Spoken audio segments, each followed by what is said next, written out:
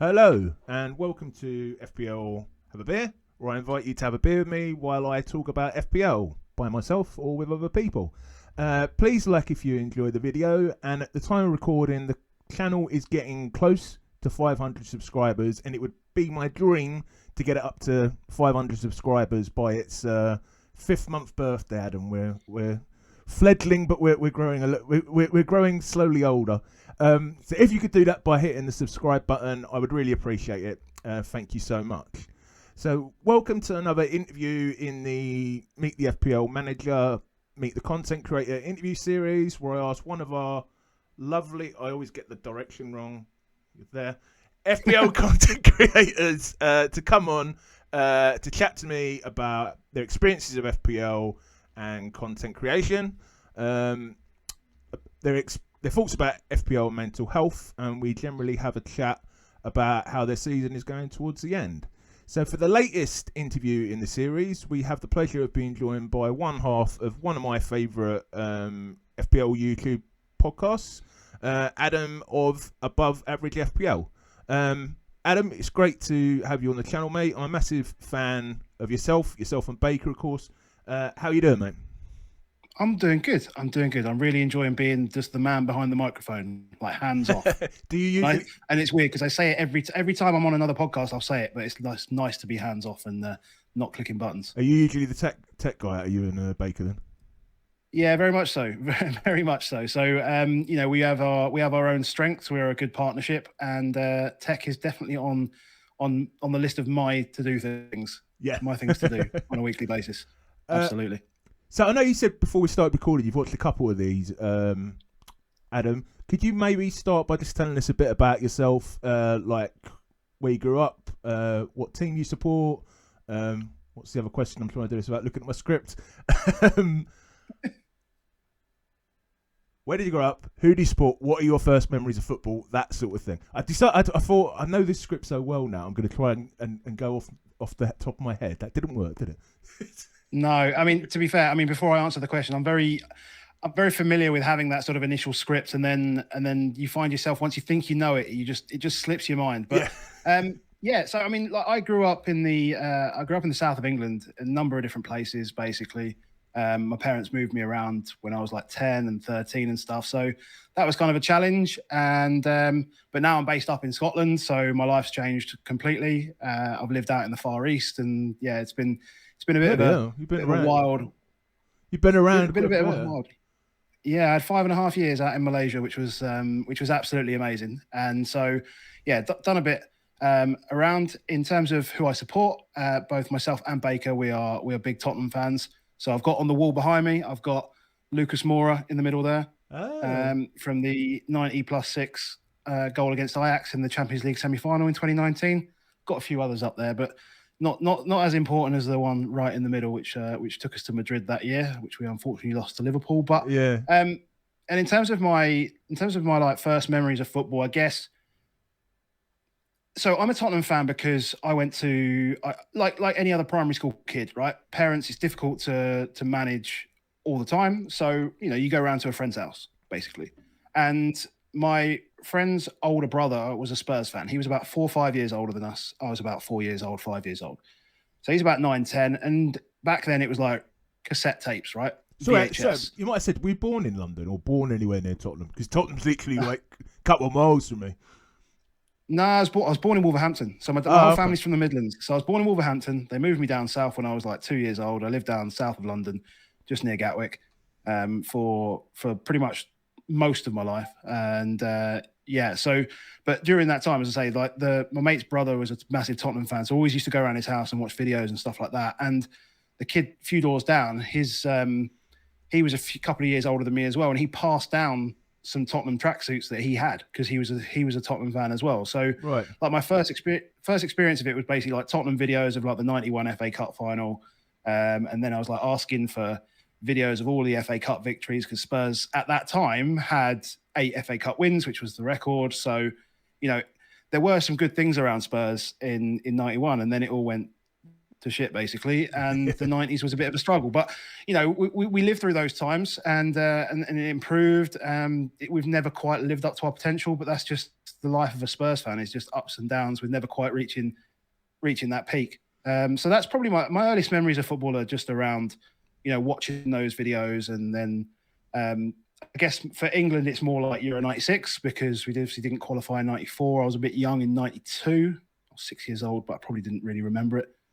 But yeah, so I mean Tottenham really and one of the patrons on our channel is a guy called Steve. He's a big Everton fan, and he'll tell you about the 95 semi-final where they beat us 4-1 before they went on to win against United. I remember that. Was that Daniel Amakachi, Paul Rideout? Something like something like that.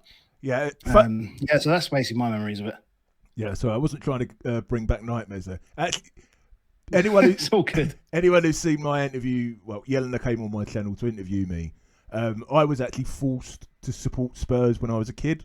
I'm now a Newcastle supporter, so I actually remember I went to the victory parade of the 1991 World Cup. It's basically because my aunt was a massive fan and she wanted. But then she had a son about a year later, so I have got a bit of a soft spot for Spurs, even though I'm a Newcastle supporter.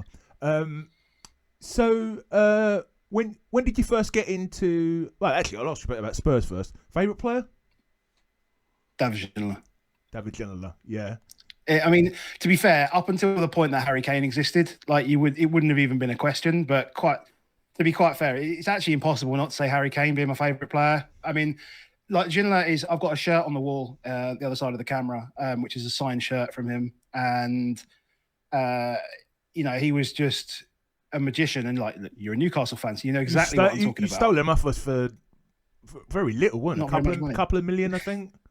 3 or 4 million, yeah. And so that those couple of years, 2-3 years that he was with us was incredible. And as a kid, that was kind of like a player that I really kind of idolized as a sort of how to play the game. So silky, weren't he? And just incredible with the ball at his feet, and lazy as hell, but and annoyingly good looking.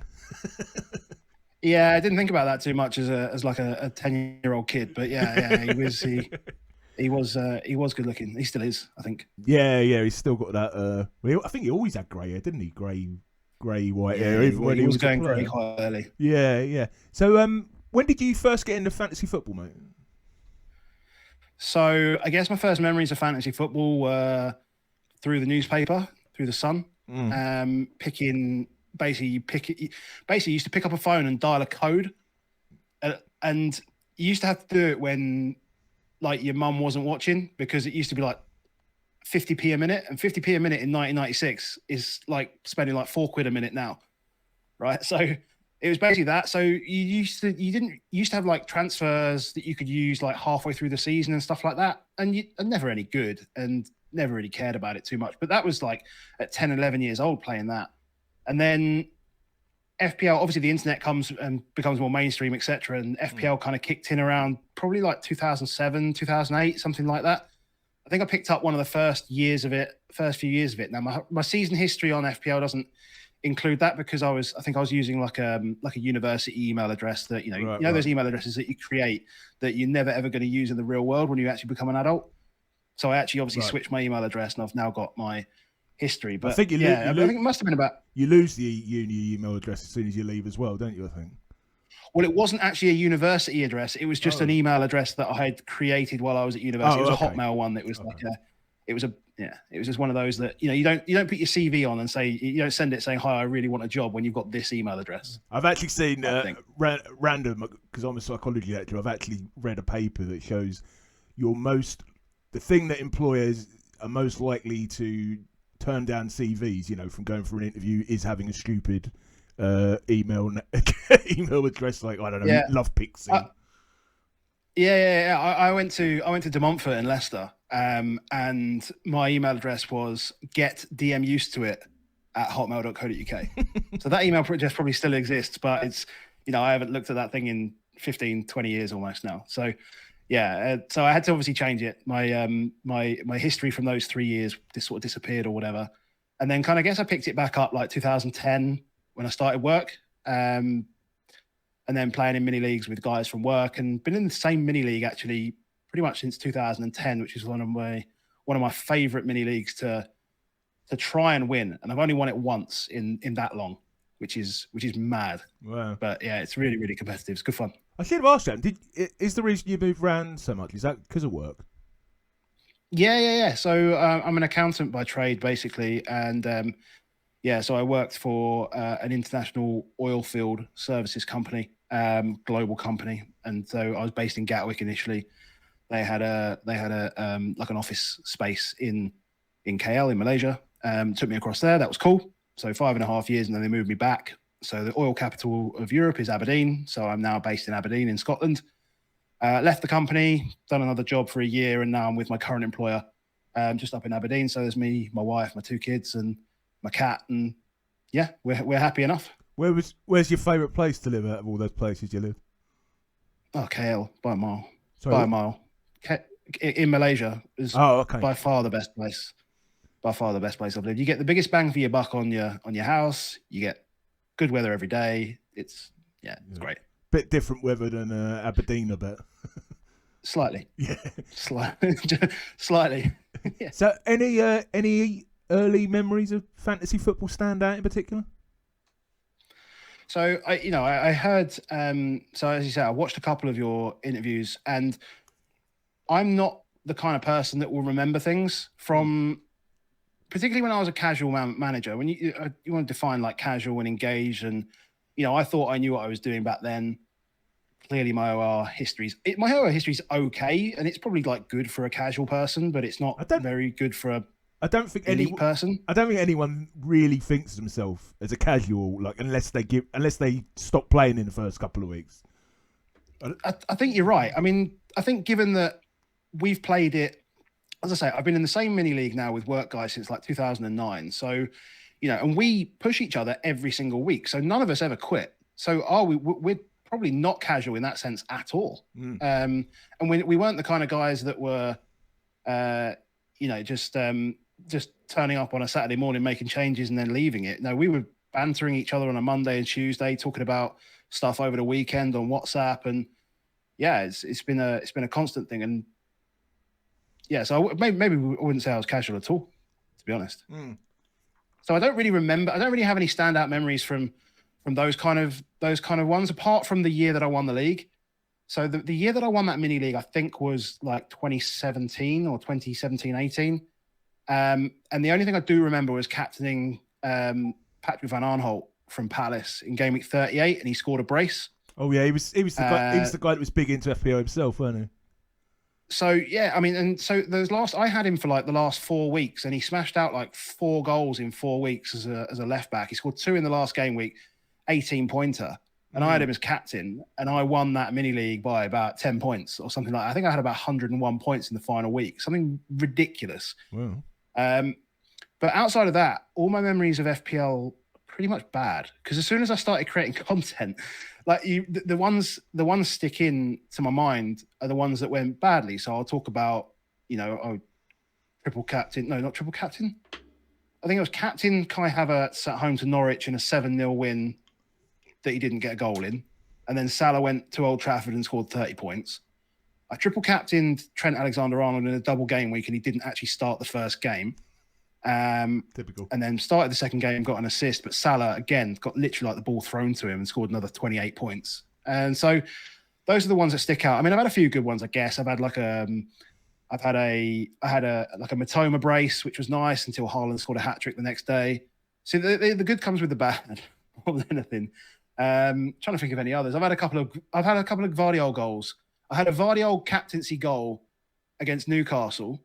Was that last when the only other goal was that last season? I can't think it. Yeah, I think it was last season, and the only goal he'd scored previously in the Premier League was against Newcastle the time before. Right. So I'd kind of managed to pick the game that he'd scored twice, and I think that was obviously a highlight. And I think there's a few actually. A few now you ask, actually, a few kind of stick out. Like I had an Anthony Martial hat trick in the lockdown season, making my way from like 600k to like 80k in those last 8 weeks, which was kind of cool.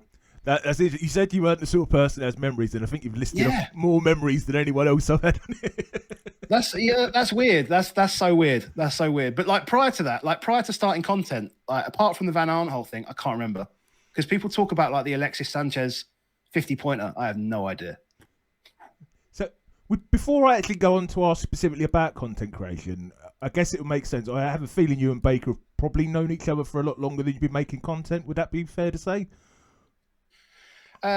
Yes, I think that's fair. We've known each other for about 10 years. So yeah, so we've known each other through so I didn't know Baker growing up, never crossed paths. Even Tottenham never crossed paths. Albeit since we've known each other, some people that I recognise from around Tottenham when I've gone out in the past, you know, Baker knows them as well, which is weird. But no, we met playing an online game actually while I was based out in KL. As part of like a Tottenham group, basically. And so we started chatting through that. And me and I think it's 5 of us now are in a WhatsApp group that sort of exists now beyond that game. Yeah. And yeah, so that's how Baker and I know each other. We've been chatting about football, golf, and all sorts for about 10 years now. KL, Kuala Lumpur, it's just clicked. Yes. Yeah, sorry. It's so I live in a world of acronyms, so no. I do that quite often, so I apologize. Yeah, no worries, mate. It's saving my job. So you're playing FPL, you know Baker. When does the idea come up to create create FPL content, I guess? So we were playing a game which we called Footstock, and we talked about doing that? Like a podcast for that. So Footstock was like it's similar to, I don't know how to describe it. It was basically you bought cards and then you could play them in fantasy. It's kind of akin to So Rare, but a little bit more Ponzi. Okay, a lot more Ponzi. So there were sort of games within it. Like money, there's a bit of money involved.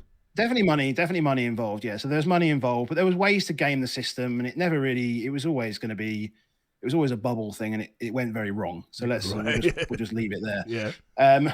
And so what happened was after that, COVID happened and lockdown happened. And then when Project Restarted happening, me, Baker, 4 other lads, we started to get together on Zoom and watch Tottenham games, because that was the only really way you could do it. We could sort of all sit down and get on Zoom and watch, and then we could have a chat, we could have a beer, and watch the football. And then it would often go into conversations about fantasy football while we were there, because obviously other games are going on and stuff like that. And then it just came up as like, what if we actually just me and you have a chat just about fantasy football? Because me and Baker were taking it way more seriously than our other mates, and we're just like, well, we could have a chat and then we can just record it and see what happens. And then it kind of just came out of nowhere. So this is now like season 5 of the podcast, and it's kind of evolved from audio only to very basic YouTube to now what's, I like to take pride in it and say it's quite a high quality production, apart from some of the tech issues that we have because we're not quite full fiber up in Aberdeen. But we do the best with what we can, and so I say we've been doing it just over 5 years now.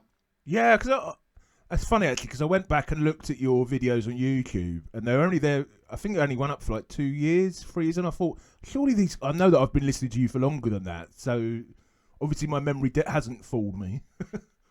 No, so there is an argument. So I know that like Andy, Let's Talk FPL, Andy has like all of his original videos on there. There's a lot of people that promote saying take off like your starting videos. Like you don't need anything older than, like in FPL, for example, you actually don't we don't need any of the videos from last year. You don't even need anything from last week, probably. It's a weird niche in which like the shelf life of most of FPL content is actually really, really short. And so I think we took a decision to take some content off, and there wasn't much. I think it was kind of like half a season of us getting up to speed, but everything else is kind of on there. Okay. We worry. I mean, I guess you probably didn't want to go back and look at it yourself and remember how what it was like. Well, it's interesting though. It's always good to look back and see how much you've improved. And I think it takes time to improve at this game. And I'm not talking FPL. I'm talking about just putting yourself in front of a camera and making sure you're clicking the right buttons at the right time and trying to speak in a way that, makes sense and people can understand you, and also make sure that what you're actually saying is meaningful. So we can go back and we can see definitely differences in quality from an audio perspective and a video perspective, and realize that some of the decisions that we've made, right, to buy a nice mic and to buy a nice camera, that these things have actually genuinely elevated the work that we do. And that's even all the graphics that we have. So we had all of our sort of template graphics built up for us at the start of the season, and we have a guy that does thumbnails for us. And so we're constantly looking to evolve that to try and keep our stuff kind of fresh and also kind of I don't want to say non-FPL centric, because we don't kind of conform to the FPL colors, if that makes sense. That sort of color scheme, very, you see it everywhere. That lightish green and the purple, and we try and keep that away because that's not really us. We're kind of more Spurs, which is why our colors are these like blues and yellows and whites where we can and stuff. So it's kind of we need everything to be kind of like us. Yeah, that makes sense.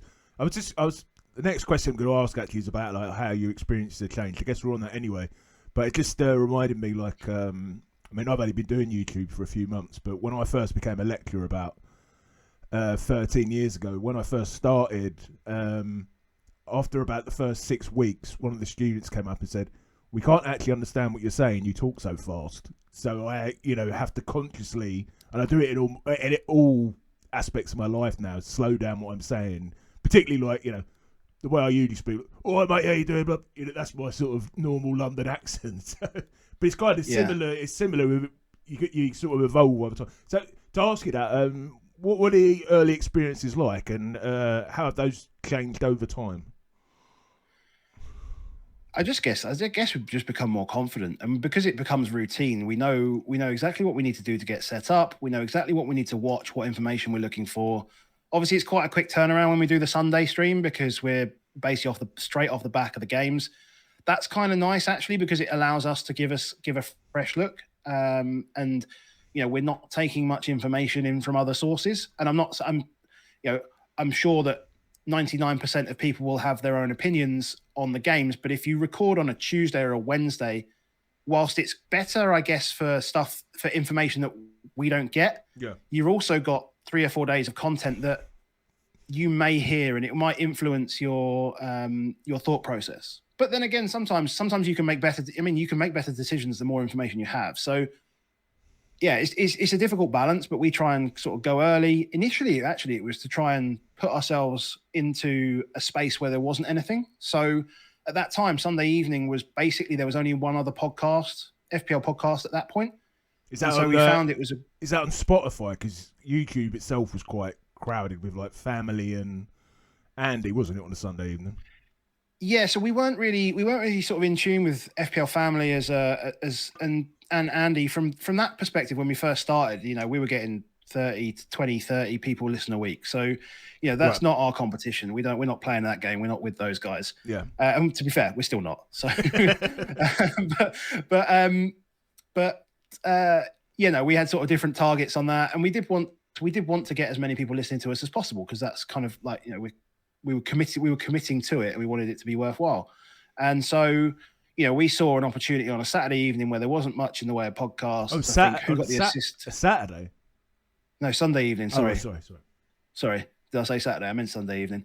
So I think who got the assist was always like a Monday morning, and so we wanted something on the Sunday night if we could, to just try and give us a little kick ahead, if possible. And there was others. I think Always Cheating was another one that we were looking at. I think they were Sunday night, release overnight and stuff like that. So we went there and released early, and it's worked for us, and we've kind of got into that routine now in terms of like providing some additional content. So we've done, obviously now that we do like the Thursday night team selection type stuff, but that's what's good about that, is it allows us then actually to make a better decision, because you find that people won't listen to us on a Wednesday or Thursday because our information is really out of date. Yeah. Cup games have happened, Champions League's happened, like three players have got injured. So was that new this season? Because I hadn't noticed that before. Your first last year as well. Okay. Last year as well. So it's last year and this year. So it is pretty new. And it means you can cover sort of both ends, and you can cover last game week and then a fresh look at the next game, can't you? What are our immediate thoughts? And then it's like, what are we going to do now? What are we going to do for the next game week? So yeah, it's kind of we kind of bookend it, which is kind of nice. Yeah, no. I've noticed that, and I appreciated watching those as well. So what would you? I've got a couple of notes under this one, but I'll just ask you the general question first, and then maybe I'll go into the more specific question. What are the positives of being a fantasy football content creator in your experience? Just get to talk about football. Just get to talk about football at the end of the day. Like, so the whole premise of our podcast is two mates having a beer and having a beer or a drink or just a chat. And it's, I don't want to say it's like laddish, but it is kind of laddish. It's kind of two guys down the pub having a chat. There's a slight, I don't want to stereotype, but it feels like we like to think that probably there's a tune up on the level of detail that we go into in terms of the stats and the data and stuff. And yeah, to be fair, I haven't been down a pub on a Saturday afternoon, evening for many years, so I'm sure the level of conversation has improved. But you know, when blokes get in a pub and they start saying stuff, it is like, oh, this guy's rubbish, this guy's good, this, and there's not really much meat behind it other than like, this is my belief. So I like to think we have that same kind of vibe, but just with a slightly more nuanced approach to it. Yeah, I don't think most blokes are going over XG stats down the local Nag's Head at the minute. No, but so what's cool as well, I mean, like from a positive perspective, so one thing that was good when Baker and I kind of met on this online game, there was a big thing around community, right? So one of the great things the FPL community does have is it's strong, it's passionate, it's, you know, it's people know who each other are, right? And I think that's a good thing. I think that's a really good thing. So we wanted to tap into that, and it's good when you do when you see how it's kind of evolved and grown, when you look at all of the off social events, the off social media events that happens. So, you know, the stuff that FPL Juice do with their sort of their football stuff that they do. They literally do like tournaments and stuff like that. Five-a-sides and stuff like that, aren't they? Five-a-sides, a few little game challenges and things like that, get-togethers, that sort of thing. Yeah. Obviously, things like Game Week 39, fantastic, absolutely brilliant. All the FPL meets that happen, and they transcend location as well, because you have people meeting up you see the guys like from the Y, you see Pranil and those guys meeting up out in India. You see when Jamie Piggott, when he won FPL, you saw the meet up out in California. You know, you see them all happening in the UK, whether it's Manchester, whether it's London. You've seen it up into one in Edinburgh. This kind of stuff is so cool. We've done a golf day. That's one of the questions I had written down. What was that like? Did you get many people? Did you get like enough people turn up to? So we had 24 of us. Oh, we had awesome. 24 of us turn up. We had 24 of us turn up on a Friday. Not even on a Friday morning. But people turned up on the Thursday night. We had a few beers in the hotel, and then we went out on the Friday morning. We slowed the course down to an absolute halt, which was hilarious. But no, we came out of that, and you know, we had some food, and then went out for a few drinks in wherever we were. I can't remember what the place was called now, but it was pretty quiet for some of the cheapest drinks I've ever seen. One of the boys, he was like, "Yeah, I'll just grab a round." He grabbed about 6 drinks, and he had change from 15 quid or 20 quid or something like that, which is literally unheard of anywhere. And were they all viewers of above average then? Yeah. So cool. every single one of them that joined was someone that's you know, watched, participated, we've chatted to about FPL and the FPL community. So yeah, it was fantastic. We got a bunch of merch. So we got some towels and we got some printed golf balls. We gave everyone a mug and some coasters and stuff. And yeah, no, I mean, and it was just a great day out. I'm going to ask so I'll cut it out completely if you don't. I was going to ask about Crypto Dan and who he is. Is that right? Or yeah, absolutely fine. No, absolutely fine. So you know, I go back to talk about when me and Baker met on this game, and Dan was in that same game. He's not a Tottenham fan, but he was in a different sort of group. But we came together as like part of this like UK group thing. We played at a pretty relatively high level. We do get quite committed at these things. What game is it, man? It's Clash of Clans. Okay, I've not heard of that one. Is that one of the ones that like I had someone come and fix my Dell computer a couple of months ago, and he told me he has a semi-career teaching people how to play this massive online game. That no, it's it's a game. It's a game about base building basically, and you end up going to going to war with people essentially. Okay, and so like civilization sort of thing. It's similar, but you're there as group, basically there as a group, right? And so we were in a group with Dan.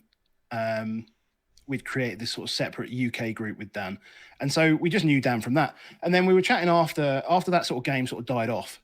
We were chatting with him about crypto, funnily enough, when I just moved back, and instead of us listening to Dan when ETH was about 300 quid and Bitcoin was about $7,000 or whatever it was, we decided to make a podcast. He decided to put more money into crypto, and he's a crypto millionaire, and we've got a podcast basically. He's a millionaire. Bloody hell. Oh yeah, he's like Bitcoin 2012 guy. He's proper old school.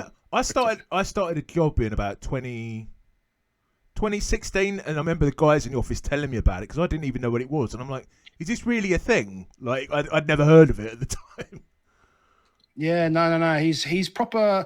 I don't know how he got into it, but he's he's been involved in that space for quite a while, to the point where at the time he was like, I'm just going to take some money out of Bitcoin so I can redo my conservatory. And we're like, whoa, that's cool. How good's that?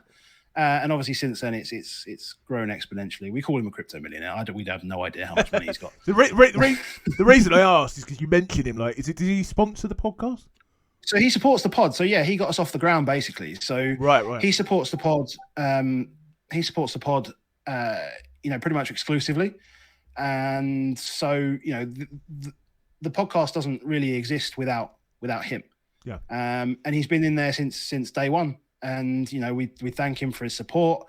We try to show him love as much as possible. And whenever we can meet up with him, we meet up with him, go for a beer, etc. He was down at the golf day, things like that. It's all. Yeah. Cool. And we love him. Cool. Thanks for letting me. Yeah. Sorry. I'll probably leave the bit in where I said that I will edit out. I wasn't 100% sure. It's like a bit of a potentially sensitive question, but obviously not. So next question: What would you say the negatives are of FPL content creation, if there are any? Decision making is difficult when you know that there's going to be potentially repercussions outside of just you seeing your team. People are going to comment on it and things like that. That's a negative. I will say I've put on a lot of weight over the last 5 years, so I feel now as creating content, like feel like I'm getting heavier, and it's like putting myself back on the screen every time. Was anyone commenting? Is anyone commenting on that? Once on YouTube, maybe. So this is the thing. I mean, there's always going to be somebody that says something stupid. Like both Baker and I have had comments like that. To be honest, we're at a level where we don't get a lot of it at all. In fact, hardly anything. In fact, I would say 99.99% of it is positive. And so we see it and we delete it because it's just unnecessary for it to be there. But we don't, and we understand that that's the world that we're in sometimes. So, we don't take anything like that to heart. It's not really a thing we really worry about. I had Az on here, and I mean, obviously he predates both of our content by a long time. He told me there was once a guy called FPL Chef who was taking the mickey out of someone's weight and on YouTube, and someone reported him and he lost his job because of it. I mean, horrible actions have consequences, right? That's what people fail to understand sometimes. Yeah. But if you've got the time where you're in the headspace where you feel like you need to, be personal to someone online, then I don't think that person needs any more time a day, to be honest. No. Just don't need any attention, nothing like that. Just delete, go away, see you later. But in general, it's like the pressure of I don't know, people analysing your FPL decisions. Yeah, there is a little bit of that. but not to the extent that's probably really affects me, because to be honest, neither Baker and I have had a top 10k finish. Whoa. And that's something that gets plastered on FPL content like it's a Medal of Honor, which, don't get me wrong, like a top 10k finish is great. I got my first one last year. I'm definitely not repeating. Well, definitely not repeating this year. You're better than me and Baker, like, immediately. So, so I don't profess to be an FPL expert. I understand how the rules work. If that makes me an expert, fine, whatever. But I don't profess to be any kind of expert at this game. You know, it's a difficult game. It's a game that's heavily based on luck. We pick our pieces, we pick our players, we press the buttons, and then we see what happens. And, you know, sometimes it works, sometimes it doesn't. I like to take gambles sometimes. So when it pays off, it's great. When it doesn't, it's not great. But that's the way it is. Any other negatives? Not really. As I say, like, we get very little in terms of negative feedback on anything that we do, to be honest. And it's actually quite strange. Sometimes we feel like there should be a little bit more negative, and we do ask people for feedback. I guess another negative, is my time is being. I find myself watching more football, and that should, in theory, be a positive. But at the same time, you know, I have to prioritize family as well. So sometimes I can come into podcasts unprepared, and that does make me feel a bit anxious. So you're watching outside of that, watching the games not because of football or FPL, because of the podcast. I mean, not generally. Yeah, FPL. more because of the podcast. Yeah. Okay. Yeah, more because of the podcast, more on the content side. Just, you know, I would feel bad, and it's difficult to try and provide any kind of context or analysis on a game or opinion on a game when you haven't watched it and all you've seen is the goals, which everyone's seen anyway. Yeah. So I like to think, Adam, there might be some. I mean, we're in a content creators group, aren't we? I like to think there may be some young, maybe not young, old people wanting to start FPL content. Maybe now, maybe next season. What advice would you give to anyone wanting to start out? Grab a mic and start talking. Just grab a mic and start talking, because, you know, if you are considering making content around football, I would assume that you understand how football works and you're passionate about it. So if you're passionate about it, just start talking about it.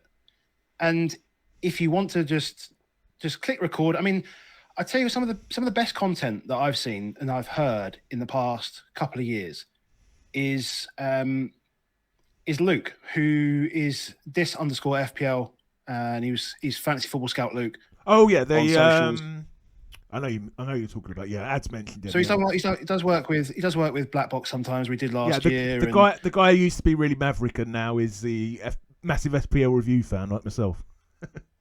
Yeah. So the great thing about Luke is he takes a very rational and pragmatic approach to the way he plays the game, and he's very intelligent. He didn't used to. No, but that's just showing how he's obviously grown as in terms of his character, and he's taken some of that sort of variance out of his game, or at least the feeling of when things go wrong. He's understanding now that it's nothing to do with him as such. So he doesn't have any control over it. So he's just changed his mentality on it, and I think it's pretty admirable. And when he did his solo pods, and they're just random solo pods that he's done in the last couple of years. He hasn't done one for a while. Okay. But just really, really intelligent conversation about how FPL works and his approach to it. What's his just wonder if we can shout out. What's the name of his podcast? I cannot remember. Is it to be honest. No. Because they used to do expected goals. Expected goals. Yeah, that's it. Yeah. That's a good podcast. Inspected goals. It's a good podcast as well. But he used to do some solo ones as well, which were good as well. Okay. I don't think I saw them. So I've got a couple of specific questions here about which I didn't know where else to fit in about above average. So my favourite podcast you do, and the one that I will never miss, is the Bonus Points Explained podcast. So I was just thinking, how did you come up with that? Do you think that particular piece of content helps you guys stand out? I mean, it's a really excellent piece of content every year. That was the moment. That was the first piece of content that took us from say 50 people listening a week up to about 300. Wow. And it literally exploded the podcast and got us into so many more ears. Baker sat down one day and he looked at this stuff and he was like, this bonus stuff is really interesting, because when players do this and this and this, and he just explained a couple of things in WhatsApp. And I was like, that's pretty cool. He said, well, let's see if we can get some data and see what it looks like. And he pulled all this data back together by team. And I was like, holy shit, mate, this is really good. It was like, and we both sort of agreed, yeah, we'll do a whole podcast on this in the international break and see what happens. And so Baker went through all the data, started making some notes. I went through some of it, not loads of it, but yeah, sort of feeding off his notes. And that was really like the moment. And Baker's work on that was genuinely incredible. And just opening your eyes to a part of the game where you get some points for it and people just take it for granted that it exists. Yeah. Was pretty cool, because you were able to break it down by team and see how teams actually set up, how that actually impacted a player's baseline bonus. And therefore, if that player was going to be involved in any kind of decisive action, whether it be a clean sheet, an assist, or a goal, what does that mean for their potential to score bonus points? And you looked at it and you kind of knew Trent was always good for bonus, but you didn't really understand why. And I think the way that Baker explained it in the podcast was so good. And then you kind of get benchmarks then for positions. And you could see things like, you'd find like your best baselines for defenders and keepers were around 15, and Trent would be at like 20. So you'd be like, oh, there you go. As soon as he gets an assist, he gets 3 points for an assist and he gets 3 points for bonus. And you could see it clearly how the wingers work, how the centre midfielders work, and how the strikers work. And you could see how teams, you know, how in their shape impacts where the bonus gets spread within their team when they do well. And yeah, and so, you know, we're on like iteration like 5 or 6 of that now, did you have a big asking about it? Did you have a big listen? Because this year was the first time they made first time I can remember they made like major changes to it, wasn't it? With the goalkeepers and defenders getting less, if I remember. Yeah, so goalkeepers and defenders now lose 4 points on their baseline if they concede a goal, so they lose it for every single goal. Players get 1 point for getting fouled, and they get on their sort of on the BPS calculation, they get an extra 1 for getting fouled, and they get an extra 2 for a shot on target. So yeah, this was the first time they made actually a mechanical change to the game, and it did kind of change the way we kind of look at it. But what was incredible was that everyone was like, Adam, Baker, huge change, you need to comment on this, which was like, cool. Yeah.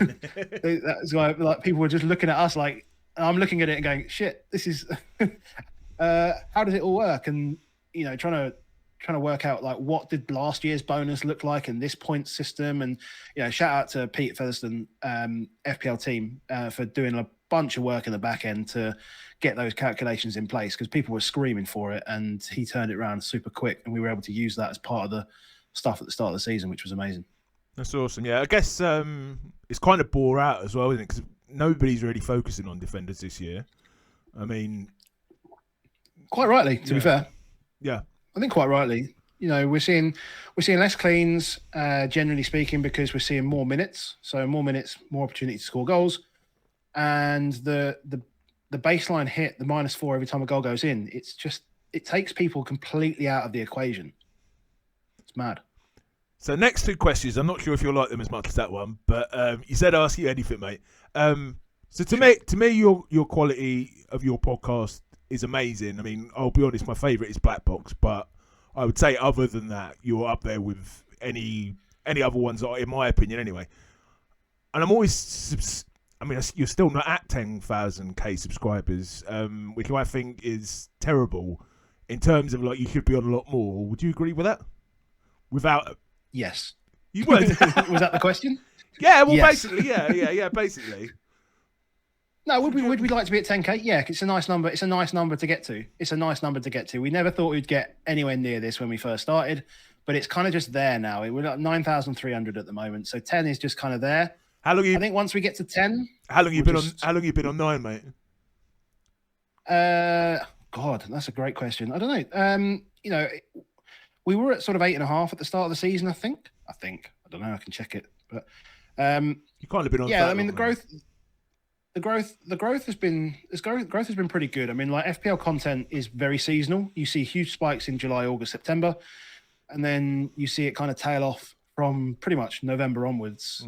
To be honest, so you'll find that views in particular down like 50%, 60% sometimes when you get into the new year.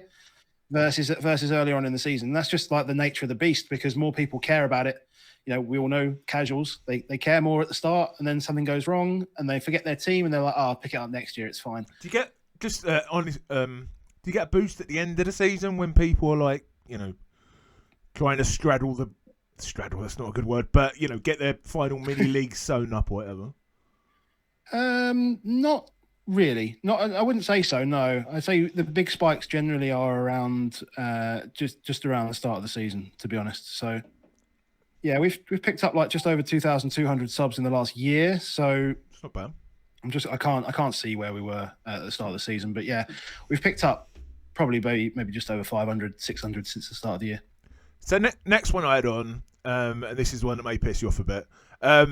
So I know you watched my tier list because you were one of the people who commented. I think it was you rather than Baker. Is that right? It was me. Yeah, it was you. Yeah, and as you know, I gave you an A in rating, so a good rating. But I did say, and I'll repeat it.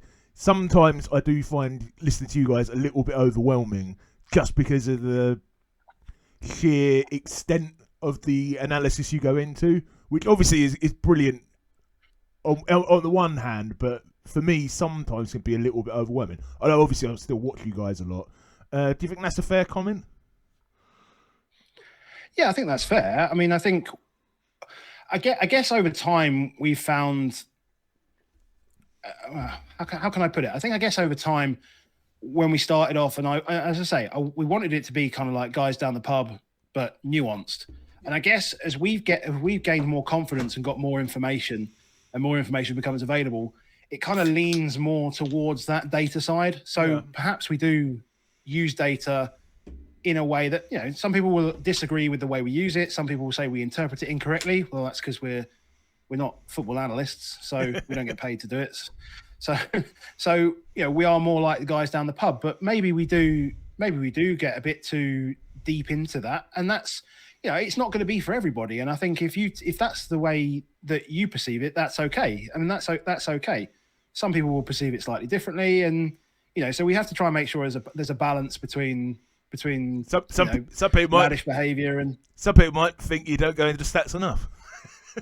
Some people might not. So what we've got to do is we've just got to make sure we're happy with what we're saying, and as long as we're happy, I think we're good.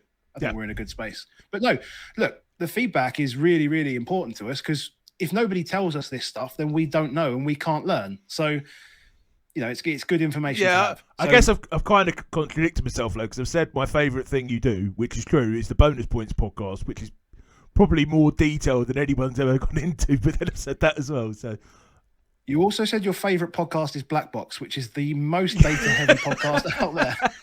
I think it's because you go into the data so much of the individual games. I think that's the difference, whereas they go into the player data, which I don't find quite so overwhelming, if that makes sense. Yeah, that's fair. That's all good. So next couple of questions are a bit of fun, mate. How did you come up with the name Above Average FPL for the channel? That was an evolution. So the beauty of FPL is let me open the FPL app while we're here. So if I open the FPL app, so let me ask you without looking. Yeah. So you open the FPL app and you bring up your points total. Right. Okay. So you're looking at it on the app on the screen. So you have your points total in the middle. On the right, it says what? Highest? Yep. And on the left, it says what? Average. Yeah, average. So it was kind of, the game was always to be that you're never going to be the highest, right? You're almost certainly never going to be the highest, but it's always good to be above the average. Yeah. Because you always feel like you've had a decent week. If you have a week where you're below the average, it feels terrible. So we were like, being above the average is a good thing. And then it was weird because I think that week, I got something like 60 points and the average was 59. And I said, look, mate, I'm just above the average. And we started off as just above the average FPL. And that was the first name of the podcast. Just above the average. Okay. Just above the average FPL. And then so we'd introduce ourselves. Welcome back to Just Above the Average FPL podcast. And it was like, that is long. And then by the time other people started referencing our podcast, they couldn't actually say the full name. So people were getting words mixed up and all this sort of stuff. I'm like, God, if people are talking about us, but they can't actually say the name is not good. So we just shortened it basically to Above Average FPL, and it kind of just flowed off the tongue. It made the design of the logo a lot easier, and everything kind of just worked from there. So yeah, that's kind of how it came about and how it kind of evolved.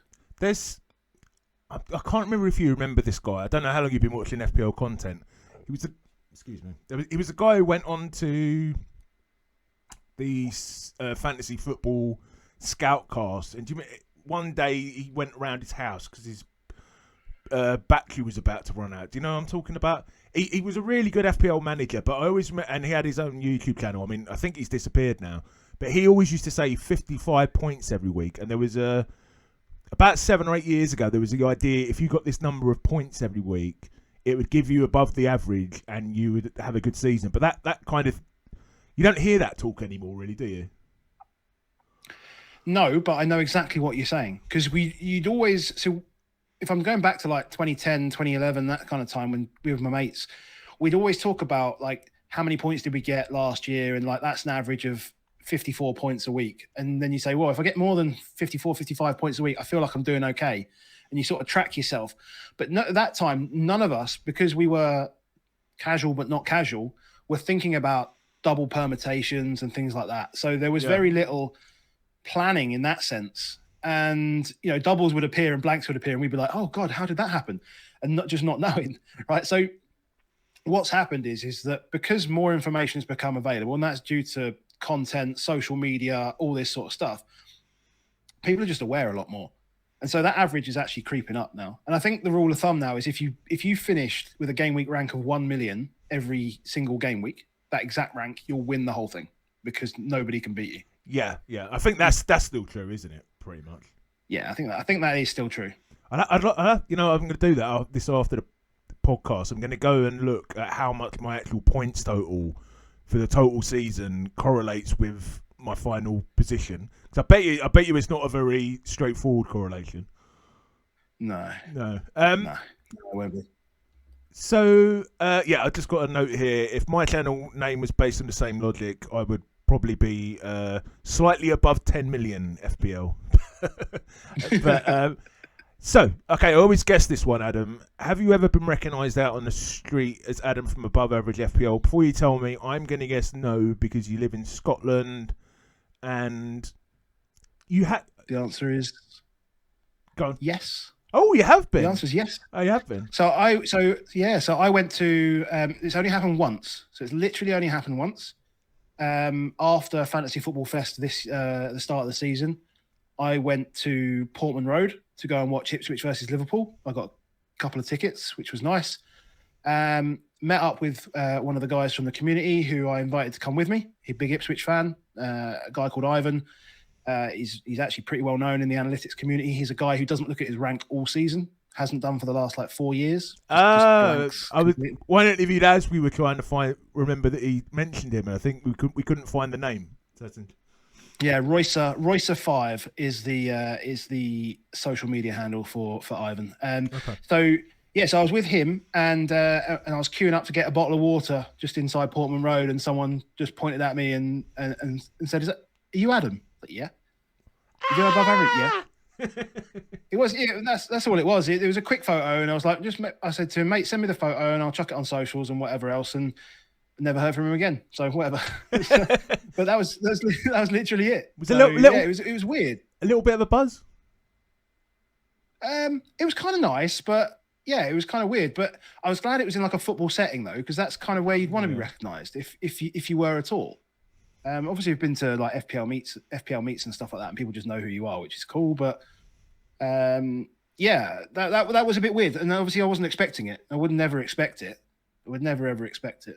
And actually no, one more time, because there's a couple of guys who live in Aberdeen as well, and one guy recognised me when I was on the beach with the family as well. He came over and said hello, and we had a chat. Cool. Got FPL Swanson, so I've chatted to him a couple of times actually. So. Cool. So we'll move on now to talk a bit about FPL mental health, Adam. Just before we do that, just a reminder: if you're still watching at this stage, please do like the video to help more people see it, and please do subscribe to help me get up to 500 subscribers. I would really, really appreciate it. So, Adam, we have a bit of a focus on mental health in the podcast. So, first question I'll ask you is: has FPL ever affected your mental health? And I try and get people to answer this in 2 stages, but it's difficult. It's a bit difficult sometimes. First of all, maybe as a player before you started content creating, because obviously they are a bit different. And then secondly, like as a content creator. Yeah, I mean, yeah. So I'm very much a person that plays the game, does anything really with my heart on my sleeve, and so. You may have seen, like I hashtag now my team, my emotion, because I play the game quite emotively, and enjoy the highs, and I accept the lows. So does it affect my mood? Sorry, but wasn't there something? I'm trying to remember now. There was something you did earlier in the season that really pissed you off. I can't remember what it was. But I remember you getting really I think Baker maybe was winding you up a bit about it. I'm sure. Baker's constantly winding me up, but yeah. He's I mean, look, I make stupid decisions about FPL all the time, and the thing is, most of the time they go when you make a stupid decision, you have it can go wrong. Excuse me. And so yeah, I mean, I've had times where you make a bad decision, and it's in the past it's been turn up to work on Monday morning, and your team's got 28 points, and your mate you sit next to at work's got 55 points, and you're like, well, now I've got to spend the whole day listening to him. Which is what it is, because I don't know. Theo Walcott scored a hat-trick, and you don't pick Arsenal players because you're a Tottenham fan, that kind of thing, and you just kind of accept it. And then you get on the flip side of it, you get the good feelings when you pick that Patrick Van Aanholt, right? Yeah. For example. So there's definitely times as a player that happens, and that happens for me now, even as a player. And I consider it as a player, I take the highs and I take the lows, and I just do it. And in terms of content separately, bad stuff actually drives views, funnily enough. Wow. People like watching. So people like watching. That would actually, I guess, help the mental health, because you're like, okay, well, my FPL ranks down, but at least we're going to get an extra few hundred viewers. I'll give you a great example, and Mark will probably talk about this. If you think about the match of the day challenges that the guys at Black Box do, right? So they turn up on a Saturday night at 10:30, and there's 250 people watching. Match of the day challenge is match of the day challenge. A couple of years ago, they turned up and there was about 3,500 people there. Yeah, like I remember. The immediate thing is like, something's happened in this game, and something has happened bad for me, right? Because people love to see that. And that was that's when, just, I guess, human nature at the moment. I'll make sure that I mention that in my interview with him, because I think I remember listening to that because I had a terrible hangover. I'd been on a stag do, and I was on the way back from Bournemouth actually when Salah they beat them 9-0. Do you remember that? And I think, yep, I can't remember if they didn't have Salah in their team or something like that, but it was something basic. So he capped Salah, and I think he sold Alvarez, and Alvarez scored a hat trick, and Salah blanked, something like that. Yeah, okay. But I mean, I am as much a consumer of content, almost as much of a consumer as I'm a creator of content. In that sense, I was in that stream. I was there waiting 10 minutes before they started. I was there. I was like, I need to be watching this because it's good content. It's good content. So there are pluses and minuses. So you have a good game week and people want to join you because everyone's celebrating. You have a bad game week and people want to join you because they want to see you miserable. And I guess I kind of just take that on the chin. And so in terms I'm very much of the opinion that FPL is a game, and if you don't like the game, then you shouldn't play the game. I understand that it's more difficult for other people to do that, so I don't dismiss anybody that has more difficulty detaching themselves. But if I was to have a bad, say, 4 or 5 game weeks, and I wasn't doing a podcast, for example, I would literally just delete the app. Because you don't need that stuff. I get enough crap from Tottenham every week anyway. I don't need FPL ruining my life as well. So I tend to try and remind myself continuously that it is just a game, and so my life is not affected by it really. My life is not affected by it. I'm as healthy as I can be, relatively speaking. I have lovely wife, I have a wonderful family, and I have a house. I can eat food, and I have clothes. I have a job. It's all good. That's all good. FPL is what it is. So this is a new question. Well, yeah, this is a new question I've added into the interview, mainly because a mate of mine this weekend actually, basically, their team did extremely well, but it messed up, completely fucked up their FPL rank because they didn't have the players in the team who done well. Now, I just wondered if that's ever happened to you, and also kind of put on a side question into this. I think I know the answer is what the answer is going to be from you. If Tottenham versus your FPL team is on the line, who would you? What is more important? So the first one, it's difficult. It's difficult to try and because the first few years I played the game was very like hardened. No Arsenal, no Chelsea, none of that. Oh, really? I You want did 3 that? Tottenham. Oh, Yeah. To start with, that was like it. I want 3 Spurs. I want no Arsenal, no Chelsea. I'll try and limit my West Ham as much as possible. And I don't really want Man U too much, but they're kind of good. And the problem is Arsenal were good, right? Van Persie had like the season of his life, and I never owned him, which is why I had a bad rank. Leicester, they won the league, and I never owned a Leicester player because I didn't want to have a Leicester player. So I'm much better at that. I'm much better at treating FPL as a game now. I feel like it has softened how I feel about teams that I don't like.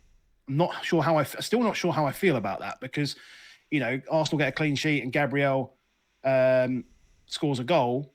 I know at last Arsenal have won a game, and it does make me feel uncomfortable. really? Even I will say, even for the rivals rather than just your own team. Well, if I have Gabriel and he scores, so if my weekend consisted of Gabriel in my FPL team as my captain scoring a goal in a 1-0 win, and Tottenham lost, it would be a bad weekend. Yeah, that'd be a bad weekend. Yeah. So answering your second question basically is that my Tottenham come above my FPL team all the time. Like from a how do I feel about the week or the weekend? Tottenham above FPL all the time. Not even a question. It's not even close. Fair play. But if say Arsenal have won a game 4-0 and my player hasn't scored and I have an Arsenal player, I get annoyed because that's like they've won anyway. Or if they, for example, they concede like a 90th minute consolation goal and I've got double defense, that's annoying because they've already won anyway. So I can't affect that, or I can't feel anything about that one because they've already won. So it doesn't really matter. Yeah, I just don't get my FPL points, and that's annoying. A bit of an addendum to that question. Do you get extra, because obviously you and Baker are massive Tottenham fans. Do you get extra viewers when Tottenham have lost or had a bad game week from people interested in your reaction to that rather than FPL? I think it has happened. I can't remember specifically, but I think it has happened. Yeah. I think it does happen as well. It wouldn't be as much as if one of you had a bad game week, though. No. And to be fair, we now we get less sort of new viewers. It's a lot of just returning people. So generally we get the same guys come back, and that's great because people were there whether we do well, whether we do badly, and it's nice to see the familiar faces in the chat and stuff. But I'm not gonna. Yeah, it does elevate about 20% probably of people live with us when either Tottenham does badly or we do well in FPL, for example. So last question in this section, and what advice would you give to someone who may be struggling with their mental health or mood as a result of FPL this season? I think it's important to remind yourself that the outcome is completely outside of your control. You have very limited, you have all the information available to you to make good decisions, but you have zero impact on the outcome. And so I think you need to find a way to manage what happens after the deadline goes. And, if you need to put a process in place that says you don't look at your phone until a certain point, or if you do have a bad game week, then you implement a certain thing that you're going to do. You switch off your phone for 6 hours or whatever it is, or you go for a walk. Just find something that you enjoy, find something that you want to do, and take yourself away from the game. I understand that it's harder to completely switch off, and for people, a lot of people, even if they have a bad game week, they don't want to quit the game. Some people will, some people won't, but most people just don't want to quit the game. But that's fine. Just give yourself a few hours to rest, reset, and then you can come back with a fresh mind and and hopefully you make the same good decisions and variance falls in your favour. Yeah, excellent advice. So we just usually end by talking a little bit about how your season's going, Adam. So I'll just mark this by what game week has just started. We're literally recording this after 5 minutes after game week 27. Yeah, we're literally recording this 5 minutes after the deadline for game week 27. How's your season going, mate? Above average, I guess. Well, to be on brand. How do you define above average? Well, so I mean, I'm currently ranked as at the time of recording. I'm ranked at about 870k. I've been at around about 1.2 million for about 5 weeks. So just hovering around, not doing much moving, Chopping it down. It's been a pretty, it's just been a pretty boring season for me so far. Yeah, I'm same. And again, like I don't feel my life doesn't revolve around my rank in that sense. Yeah. And so I'm not concerned of where I am at the moment. I understand there's still more doubles to come. If I play them sensibly, then, maybe I can get up into the top 250k, which is fine. Does that mean I'll do well in my mini leagues? It might mean that I win my work mini league. So, there's still mini leagues out there for me to do well in. And, I think just as... Is there any money on the work mini league? No. I did actually get coaxed into handing a guy a tenner at Fantasy Football Fest to join his mini league. Okay. I was quite drunk at the time, but I did hand this guy 10 quid, and I am in his mini league, and I'm doing very badly. So I don't think I'm going to win that one. But I think if I can get anywhere near like the top 250k or the top 200k, which I think is more than achievable. I think I saw a guy go from like 1.1 million to 326k in 1 week. Last week he had a game week rank of 2. He was the second best person in the world last week.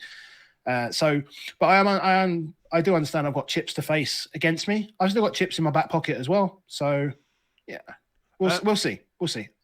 Is Baker beating you? Baker always beats me. I haven't beaten Baker since we started doing content, and I used to beat him prior to this. I was going to ask. So, that's a question I had in this section, because you get podcasts like Black Box, Elite FPL, where the rivalry between the managers is quite a big thing. I don't get the feeling when I watch you guys that obviously the rivalry must mean something, it's mates, but I don't get that it's like a bigger deal as it is for some podcasts. Would that be fair to say? I think that's fair. I think it's probably a bigger deal for me than it is for him. It's because you keep losing. It's because I keep losing more than anything. No, so Baker's quite a calm and rational person, and approaches everything with a bit of, with a slightly slower pace, and is a bit less maverick. So yeah, he's done very well. So as soon as he engaged with the FPL community, like his rank improved and his rank history improved, and if you look at these manager all-time rankings, his rank just improved significantly. The one thing I still have over him is I still have the better overall rank at the end of the season. He's not beaten my overall rank, and neither of us have a top 10k finish. What's your best overall rank, man? 11.4. And Baker's 11.4, I think. 23, I think, something like that. Well, you're doubling. It's pretty close. You're doubling him there, mate. You're well ahead. Well ahead, something like that. So it's pretty close. It's pretty close, but yeah. I mean, we used to do like a mini league head to head, which was a bit weird, and I kept losing that as well. So we just stopped doing that. That was a waste of my time. And then, but I think the rivalry still exists. I think Baker still wants to beat me, but he's not so public about wanting to beat me. Whereas I'll stand up on podcasts and say, look, I just want to fucking beat him because it's doing my head in. And so, yeah, it probably doesn't exist in the same way that it does for others. But it is still there. It's still there. So I'm not gonna ask you about the assistant managership and if you've played it, because I think it will be out of date by the time this comes out. But what do you think of it in general? And do you reckon FPL would you like FPL to keep it in next season? Well, you can mention if you've played it as well, I guess. Yeah, no, I mean, I have played it. I played it game week 24 to 26. Go all right? Regardless of the outcome of that. Yeah, it's gone fine. I wasn't going to talk about the outcome. It went fine. I had Moyes, Emery, so it went fine. Yes, yeah. And so I think it's an interesting addition. Again, the way I play the game, I treat it as a game, so I'm not really fussed about whether they keep it or they don't. They've tried things out in the past. I think all-out attack chip lasted 2 seasons, then it went. They brought in free hit. That was a terrible chip. It was so pointless. I mean, it was. I mean, yeah. that was bad. People thought they wanted 2 at the back when they didn't actually really want 2 at the back at all. But I think it's an interesting chip. I think they're going to have to, if they're going to keep it, I think they have to keep the mechanism that only activates it at a certain point in the season, because the table bonus would just be all over the place in the first half of the season. I think unless you're playing it like an idiot, I don't think that the swing is as much as people think it is. Because I think if you have a bad assistant manager chip, you might lose, say, 25 points over the portion of 3 weeks. That's like 7-8 points a week. And I don't think that's a big deal, to be honest. I'm just going to look. I don't know. Do you know Roberto? I know. Yeah, I know Roberto. I know Baker's appeared because he's put up a assistant manager chip. Sorry if this is not great content. No, it's all good. I saw his post. So what he did is he listed out all of the results of how the assistant manager chip went so far, and yeah, it's big, right? So if you pick the perfect order, which I think was like Herrera, Hertzler, and whatever. I'm just going to try and look at the variants if I can find his post. He posts so bloody much. But, I'll 58 points to top and 29 points to bottom. So, I mean, 30 points variance is pretty big, but it's not as big as people were expecting, was it? At the same time, I would argue anybody that picked Ange Postecoglou for 3 weeks when he didn't have a double is an idiot. Like, I don't want to be rude to someone. Like, this is what I mean when I say like, it's all very well saying Ange for 3 weeks over game weeks 24, 25, and 26 was 29 points, but nobody's picked him, so it doesn't matter. That's true. That's who he's got at the bottom of the table, isn't it? Yeah, I mean, yeah. So I think, and nobody has picked Moyes, Hertzler, Glasner. Like, nobody picked that triple up. Moyes, Emery, the ones that people slot, did, maybe 46. But Moyes, Emery, Glasner is the one that people did pick, right? And that's 56 points. And that's probably the most popular Maverick move that was made. There are slightly better ones. Versus for people, actually, you know what? I'll put it on. But I would say slot is probably. I'm putting it on the screen now so people can see it. So top is 63 points, and which one are you saying? What position, Adam? So in 7th, you've got Moyes, Emery, Glasner, 56 points, and I think that is the popular. That is. I would say that is the most popular Maverick effort, because Moyes had a double, Emery had a double, and Glasner had the best fixture for a table bonus. The worst one you could have picked probably is slot. And I think that's probably the one that at the bottom. Well, no, some people, to be fair, some people would have gone Moyes, Emery, and then a blanker. So call it 36 points. So I think the main difference is probably 20 points across 3 weeks. Yeah, which is, if you take game week 24 to 6.6 points a week, it's nothing. No, it's not a lot. I mean, you could get that in the triple captain quite easily, couldn't you? Yeah. Yeah, I don't think it's as much as people think. And I think if people, I accept that it can swing, but at the same time, like, if you picked Joachim Andersen last week as your triple captain and he got you -3 versus some guy who picked Mo Salah and got 87 points or whatever, like, that's a 90-point swing. Yeah. You'd still say the guy that picked Andersen triple captain in a single game is an idiot, because the person that picked Ange is an idiot as well. I know you're talking. I know you've spoken about mental health, and I'm here calling people idiots, but I'm hoping that doesn't actually apply to anyone, to be honest. So last question I generally ask, and before we finish, is what advice would you give someone? I've just thought of this, to be above average FPL player. To be an above average FPL player. Yeah. I would like just pick 10 accounts on a social media platform. I thought you were about to say create 10 accounts. No, well, that's one way of doing it. Not sure you're technically allowed to do that. No, I would pick 10 accounts, and I could give you those 10 accounts. That'd be quite easy. So you'd want to follow, like, Let's Talk FPL. You'd want to follow FPL Harry. You'd want to follow Ben Krellin, James Planet FPL. You'd obviously want to follow above average FPL for your entertainment rather than your FPL ability. But FPL, so you can pick 10 accounts. FPL Have a Beer. And FPL Have a Beer, of course, for wonderful Meet the Manager conversations, of course. And then once you've done all that, you have enough information from those 10 accounts to, be better than probably 95% of the game. Like, genuinely, you'd have enough information to be better than 95% of the game. And that is well above average. What's your opinion on the algorithms, like FPL have a review, Hub and Scout have one? It's, the data's available. Models are an efficient way of making decisions. They learn. They're clever. They are objective.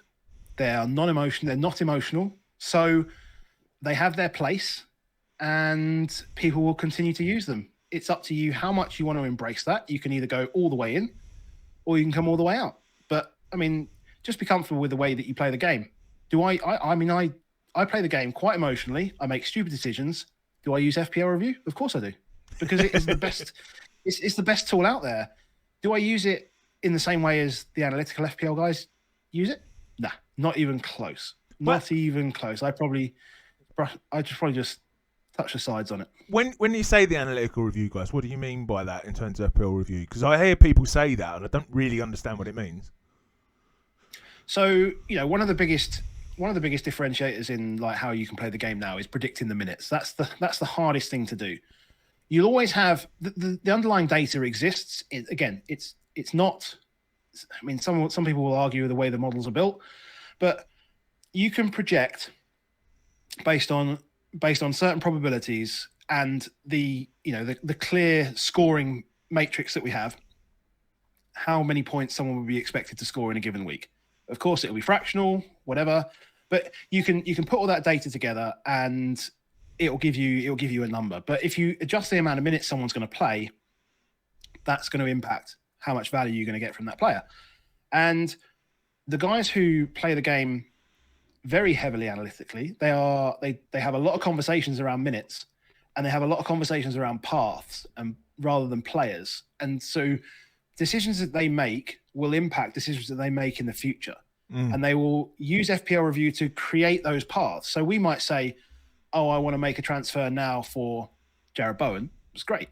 But if Jared Bowen in 2 weeks' time mean that I can't get Mateus Cunha, maybe it's not a good idea.